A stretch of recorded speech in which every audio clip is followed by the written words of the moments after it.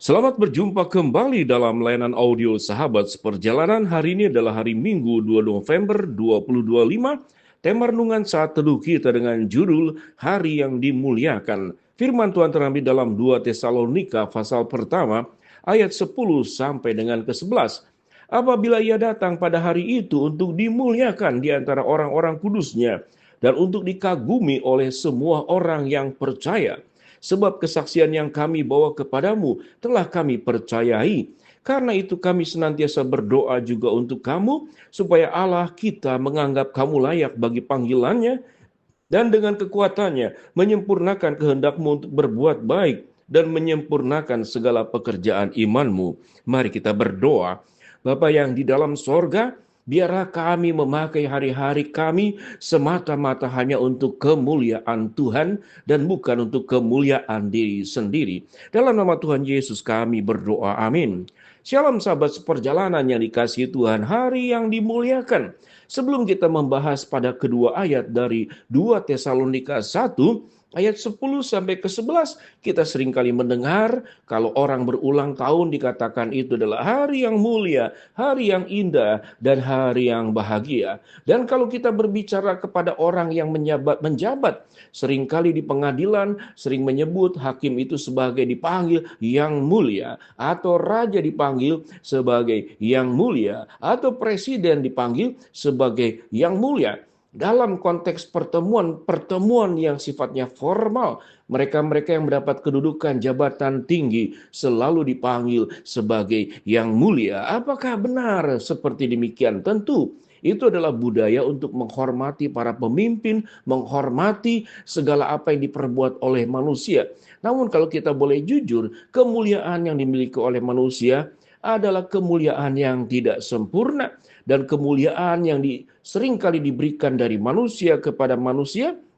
Ada kemuliaan yang sumbernya itu adalah berasal daripada Allah sendiri. Mari kita berbicara tentang raja yang mulia. Bukankah kehidupan raja itu terlahir, tumbuh, besar sampai menjadi raja? Itu semua adalah anugerah dan kebaikan Allah.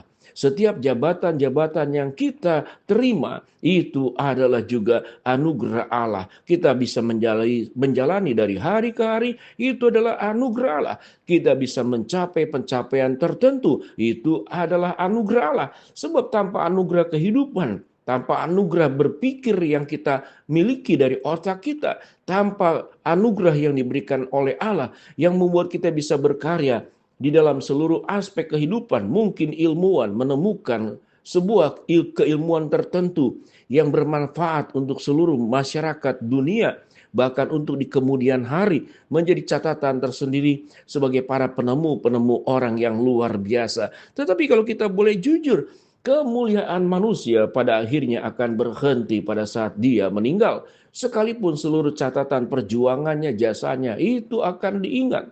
Menjadi seorang pahlawan, menjadi seorang teknokrat, menjadi seorang ilmuwan, menjadi seorang politikus yang jujur, yang memikirkan bagaimana kepentingan rakyat, semuanya akan berakhir. Kalau kita boleh jujur, tidak ada yang mulia di dalam diri manusia.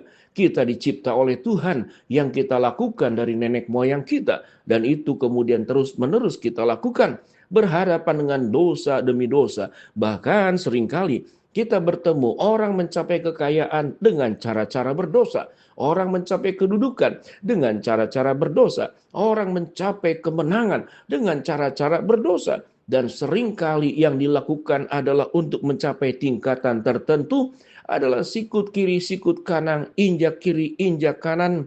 Kemudian sodok atas, sodok bawah dalam rangka kita dinaikkan, orang lain kemudian berdampak menjadi di bawah kita. Kalau kita bisa berdiri di atas punggung orang, bahkan orang-orang berdosa yang jahat, dia berdiri di atas penderitaan orang lain. Dia berdiri di atas para pejabat, di atas penderitaan rakyat. Apa yang firman Tuhan katakan? Kemuliaan itu hanya milik Allah.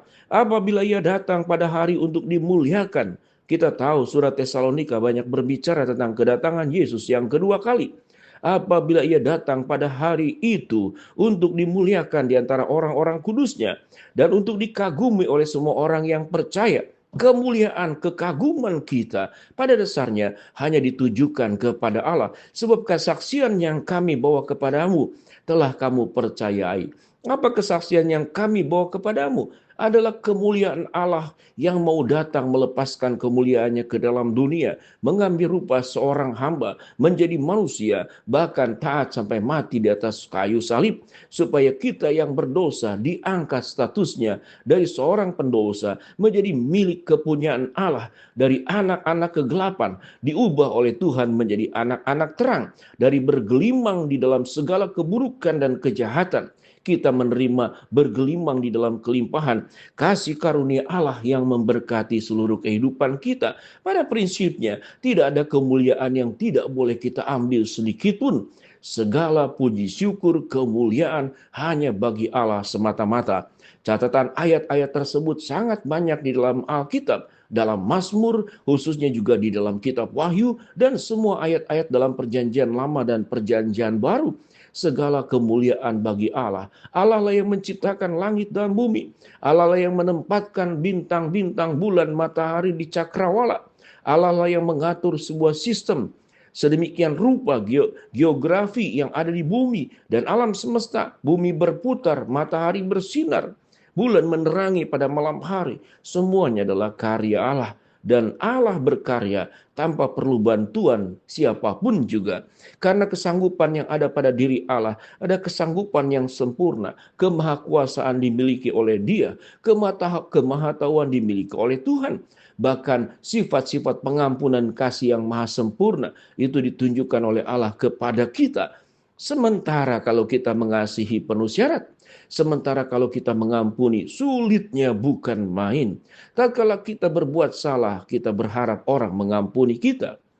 Namun, tatkala orang lain berbuat salah, sulit sekali kita untuk mengampuni. Lalu, apakah ada status yang layak untuk kita disebut sebagai manusia yang mulia? Biarlah hari-hari yang kita lewati menjadi hari-hari di mana kita memuliakan Allah. Ayat 11 dikatakan, karena itu kami senantiasa berdoa untuk kamu, supaya Allah kita menganggap kamu layak bagi panggilannya, dengan kekuatannya menyempurnakan kehendakmu. Apa yang Alkitab katakan? Panggilannya, dengan kekuatannya, penyempurnaan yang berasal dari Allah. Dan Tuhan akan menolong kita untuk bisa menyempurnakan segala pekerjaan imanmu. Kata imanmu di sini bukan berbicara hanya tentang percaya, tapi firman Tuhan menyebut menyempurnakan segala pekerjaan imanmu. Sehingga iman tidak hanya ucapan, tapi iman adalah bentuk tindakan aktif.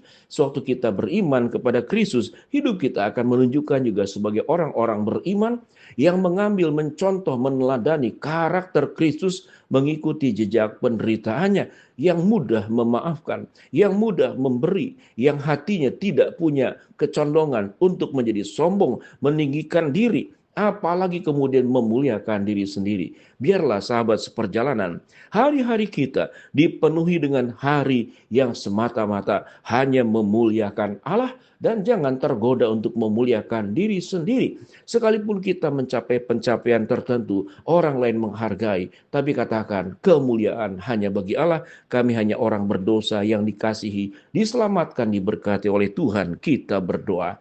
Bapa yang di dalam surga, hamba-Mu berdoa buat sahabat seperjalanan yang sakit, Tuhan jamah sembuhkan. Sahabat seperjalanan yang sedang menghadapi masalah, Tuhan bukakan jalan. Sahabat seperjalanan yang sedang berdoa mengharapkan sesuatu, Tuhan kabulkan sesuai dengan waktu dan rencana Tuhan yang terbaik. Di dalam nama Tuhan Yesus kami berdoa. Shalom, Tuhan memberkati kita semua.